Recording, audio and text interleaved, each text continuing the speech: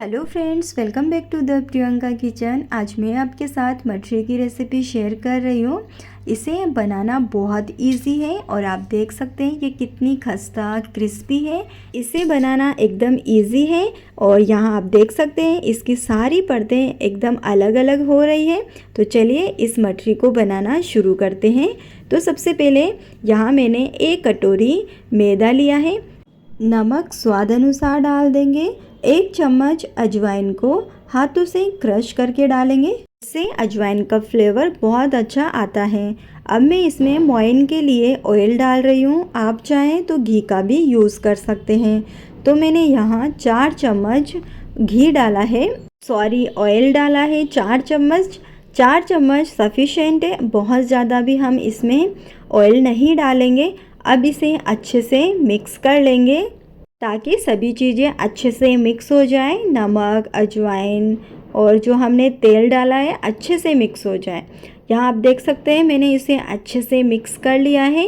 अगर आपको मोइन का आइडिया नहीं लगता है तो आप इस तरीके से मुट्ठी बांध के देख सकते हैं। अगर मुट्ठी प्रॉपरली बंध रही है इसका मतलब मोइन परफेक्ट है।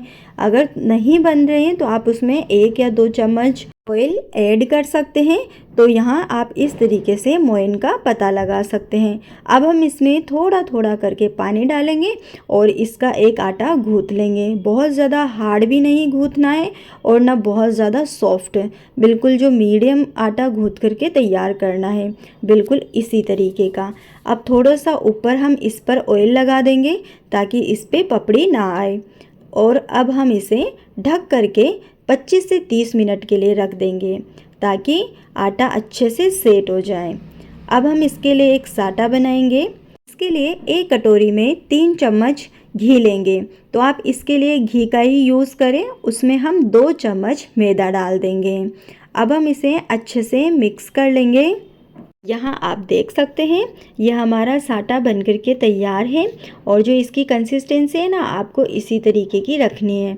तो आपको 3 चम्मच में 2 चम्मच मैदा डालनी है और आप यहाँ घी का ही यूज़ करिएगा। ये धीरे धीरे और अच्छे से सेट हो जाएगा। अब हम इसे साइड में रख देंगे। यहाँ हमारा आटा भी अच्छे से सेट हो गया है। तो मैंने इसे 30 मिनट के लिए रेस्ट पर रखा था। अब हम इसे अच्छे से एक बार और मसल लेंगे। यहाँ मैंने आटे को अच्छे से मसल लिया है। आटे को प्रॉपरली आप रेस्ट पर रखते हैं ना तो आप इसे जब मठरी बनाएंगे इसको आप बेलेंगे ना तब ये बिल्कुल भी नहीं फटेगा।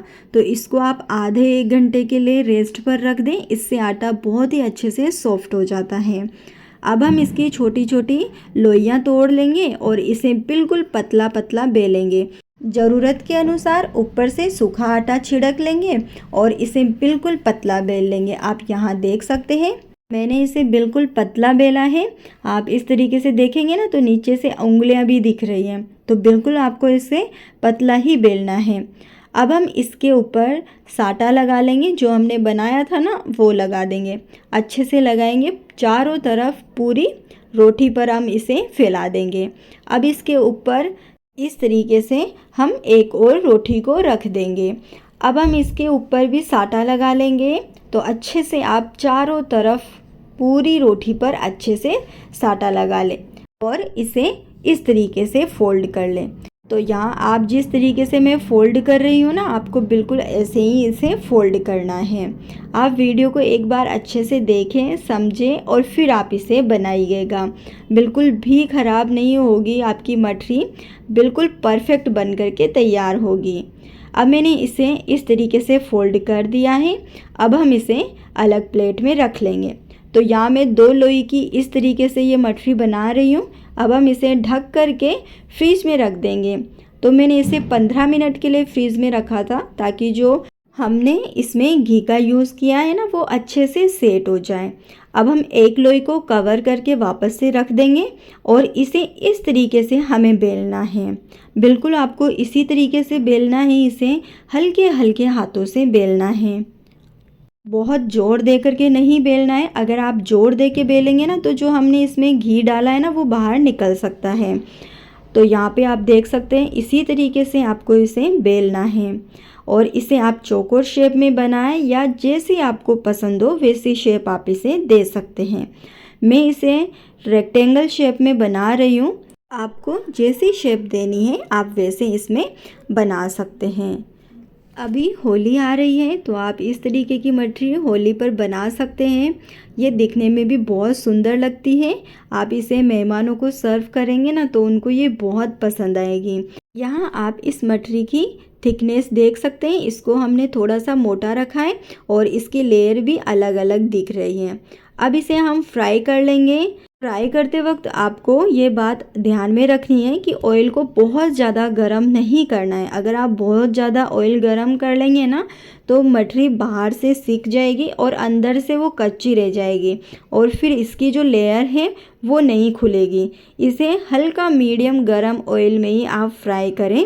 जब ऑयल मीडियम गरम होता है तब मठरी की सारी लेयर अपने आप ही खुलना शुरू हो जाती हैं।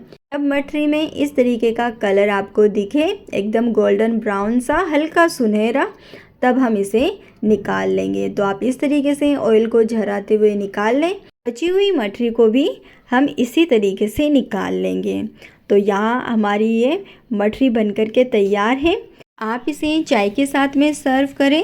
जब भी दिन में हल्की फुल्की भूख हो तब आप इसे खा सकते हैं।